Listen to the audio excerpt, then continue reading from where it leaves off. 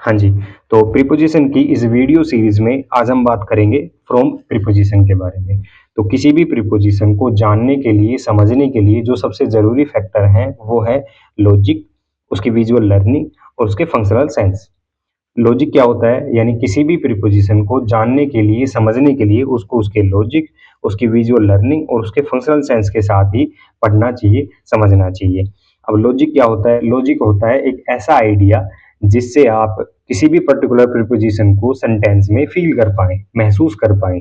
यानी सेंटेंस को पढ़ते-पढ़ते उसमें किस पर्टिकुलर प्रीपोज़िशन का चुनाव आपको करना है, ऐसा आइडिया आप लगा पाएँ, उसको बोलते हैं लॉजिक। विजुअल लर्निंग क्या है? जब आप प्रीपोजिशन के कॉन्टेक्स्ट में, प्रीपोजिशन के पॉइंट ऑफ व्यू से प्रीपोजिशन को सेंटर में रख के सेंटेंस के सभी पार्ट को विजुअलाइज कर पाए, यानी सब्जेक्ट को, लैंडमार्क को और प्रीपोजिशन के बीच के रिलेशन को जब आप विजुअली देख पाए, उसको बोलते हैं विजुअल लर्निंग। वहीं फंक्शनल सेंस जो है, किसी भी पर्टिकुलर सेंटेंस में जब एक से ज़्यादा प्रीपोजिशन एक दूसरे को टच करती हों, ओवरलैप करती हों या उनमें रेफरेंशियल डिस्टिंक्शन है, तो उस समय उन प्रीपोजिशन में से किस प्रीपोजिशन का चुनाव हमें करना है, ये सही आइडिया लगा पाते हैं हम फंक्शनल सेंस से। यानी अदर प्रीपोजिशन के साथ जब किसी प्रीपोजिशन को ओवरलैप होता है या वो एक दूसरे को टच करती हैं, तब उनमें से किस प्रीपोजिशन का चुनाव हमें करना है, ये हमें सही-सही बता पाती है फंक्शनल सेंस। जैसे फ्रॉम प्रीपोजिशन की अगर हम बात करें, तो ये वन वे प्रीपोजिशन है। वन वे का मतलब ये सेंटेंस में एक ही तरीके से फ्लो करती है, यानी ये हमेशा लैंडमार्क से लेकर सब्जेक्ट की तरफ फ्लो करेगी। वहीं फ्रॉम का लॉजिक क्या होता है? फ्रॉम का लॉजिक होता है एक्चुअल ओरिजिन या लैंडमार्क, यानी जो लैंडमार्क होगा वो एक्चुअल ओरिजिन होगा, स्टार्टिंग पॉइंट होगा। लैंडमार्क जो होगा वो स्टार्टिंग पॉइंट होगा किसका? सब्जेक्ट का। यानी विजुअल लर्निंग से आप देखें तो सब्जेक्ट है, ये वर्ब है, तो जो वर्ब है ये इस सब्जेक्ट की एक्शन को दिखाएगा या सब्जेक्ट की स्टेट को दिखाएगा या किसी घटना को दिखाएगा। जो ये वर्ब है ये इस सब्जेक्ट के एक्शन को, स्टेट को या किसी घटना को दिखाती है। यानी सब्जेक्ट के एक्शन का स्टार्टिंग पॉइंट होगा लैंडमार्क। अब ये लैंडमार्क क्या है? लैंडमार्क होता है सेंटेंस का वो पार्ट जिसको गवर्न करती है प्रीपोजिशन, यानी सेंटेंस का वो पार्ट जिसको सेंटेंस में जोड़ने का काम करती है प्रीपोजिशन, उस पार्ट को बोलते हैं हम लैंडमार्क। जब ये लैंडमार्क इस सब्जेक्ट के एक्शन का स्टार्टिंग पॉइंट हो, एक्चुअल ओरिजिन हो, सब्जेक्ट के स्टेट का एक्चुअल ओरिजिन अगर ये लैंडमार्क है, ऐसा भाव अगर हमें दिखाना हो तो हम फ्रॉम प्रीपोजिशन का चुनाव करते हैं। इसके फंक्शनल सेंस क्या है? डिपार्टिंग, प्रस्थान करना। यानी जो सब्जेक्ट है उसका एक्चुअल स्टार्टिंग पॉइंट है लैंडमार्क, यानी सब्जेक्ट जो है वो लैंडमार्क से शुरू करके प्रस्थान कर गया, ऐसा भाव दिखाती है फ्रॉम प्रीपोजिशन। और जब सब्जेक्ट लैंडमार्क से शुरू करके प्रस्थान कर गया तो क्या हुआ? एक डिफरेंस क्रिएट हो गया, सब्जेक्ट और लैंडमार्क में एक डिफरेंस बन गया, उनमें एक स्पेस क्रिएट हो गया, ऐसा भाव दिखाती है फ्रॉम प्रीपोजिशन। जैसे all our products are made from recycled materials.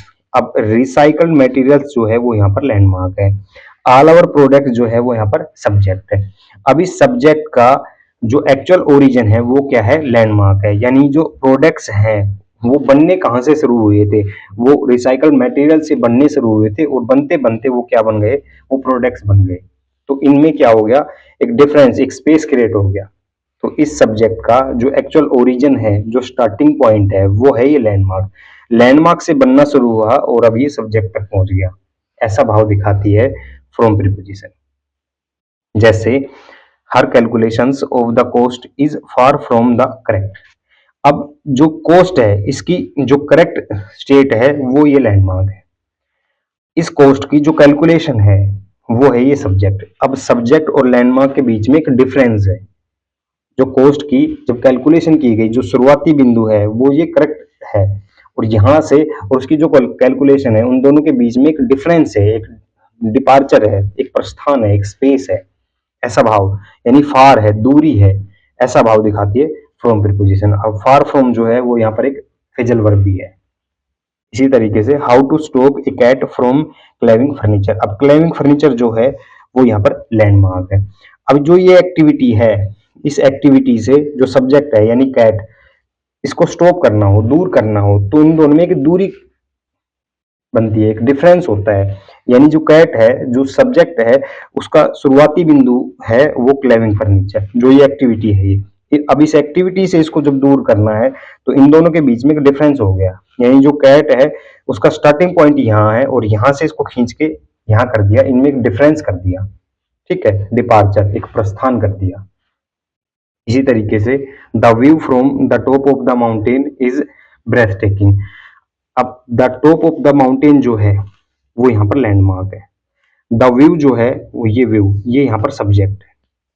अब जो सब्जेक्ट है इसका शुरुआती बिंदु क्या है, जो टॉप ऑफ द माउंटेन, यहाँ से, मतलब यहाँ से जब देखते हैं पूरे व्यू को तो जो है वो ब्रेथ टेकिंग है। इस तरीके का भाव दिखाती है फ्रॉम प्रीपोजिशन।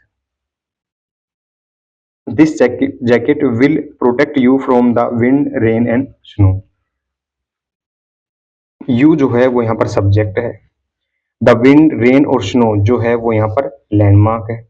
अब सब्जेक्ट और लैंडमार्क के बीच में एक डिफरेंस है, उनमें एक दूरी है इसकी प्रोटेक्शन की। वो प्रोटेक्शन कहाँ से है, जैकेट से। यानी जो जैकेट है वो इन लैंडमार्क और सब्जेक्ट के बीच में एक दूरी बनाता है, एक डिफरेंस क्रिएट करता है प्रोटेक्शन के लिए। इस तरीके का भाव। अब जो प्रोटेक्ट फ्रॉम जो है वो यहाँ पर फिजिकल वर्ब भी है, इसीलिए थोड़ा इडियोमेटिक लगता है यहाँ पर मीनिंग, ठीक है। तो सब्जेक्ट में और लैंडमार्क में बीच में डिफरेंस क्रिएट करती है क्या, ये जैकेट जो है ये। इसी तरीके से we can conclude from the evidence that he was murdered. अब द एविडेंस जो है वो यहाँ पर लैंडमार्क है और जो कंक्लूजन है ये यहाँ पर सब्जेक्ट है। अब इस सब्जेक्ट की जो शुरुआती बिंदु है वो है ये लैंडमार्क, यानी एक्चुअल ओरिजिन जो है वो है ये लैंडमार्क, जो स्टार्टिंग पॉइंट है वो है ये लैंडमार्क। अब इस लैंडमार्क से शुरू करके ये कंक्लूजन यहाँ तक पहुंच गया, इस तरीके का भाव दिखाएगी from preposition. My language is very different from yours. अब यूअर लैंग्वेज जो है वो यहाँ पर लैंडमार्क है, माई लैंग्वेज जो है वो यहाँ पर सब्जेक्ट है। अब इस सब्जेक्ट में और इस लैंडमार्क में एक दूरी है, एक डिफरेंस है, एक स्पेस है, डिफरेंस एक स्पेस है, ठीक है। क्योंकि जो सब्जेक्ट है इसको कंपेयर किया जा रहा है किससे, लैंडमार्क से। ये लैंडमार्क से शुरू करके और सब्जेक्ट के बीच में एक डिफरेंस है इन दोनों में, इस तरीके का भाव दिखाती है फ्रॉम प्रीपोजिशन। वहीं I am tired from the long walk. अब आई जो है वो यहाँ पर सब्जेक्ट है, टायर्ड जो है वो इसकी स्टेट है। अब सब्जेक्ट की इस स्टेट का जो एक्चुअल ओरिजिन है वो क्या है, लॉन्ग वॉक, ठीक है। तो जो ये एक्टिविटी है ये शुरुआती बिंदु है सब्जेक्ट की इस स्टेट का, यानी सब्जेक्ट थक गया वो किस लिए, लॉन्ग वॉक से। इसी तरीके से तो इसका शुरुआती बिंदु क्या है, सब्जेक्ट की इस स्टेट का शुरुआती बिंदु क्या है, ये लॉन्ग वॉक है। I got a call from an unknown number. अब आई यहाँ पर सब्जेक्ट है, गोट ए कॉल जो है वो ओक्यूरेंस है, घटना है। अब इस घटना का शुरुआती बिंदु क्या है, वो है अननोन नंबर, यानी लैंडमार्क, ठीक है।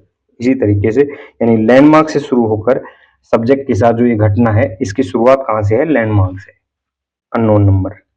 We are open from 9 AM to 5 PM every day.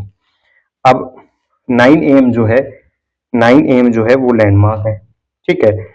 और वी आर ओपन जो इसकी स्टेट है या इसकी जो घटना का जो ओक्यूरेंस है उसका शुरुआती बिंदु क्या है, वो है ये 9 AM, यानी लैंडमार्क से शुरू होके और ये 5 PM तक, इस तरीके से, इस तरीके का भाव दिखाती है फ्रॉम प्रीपोजिशन।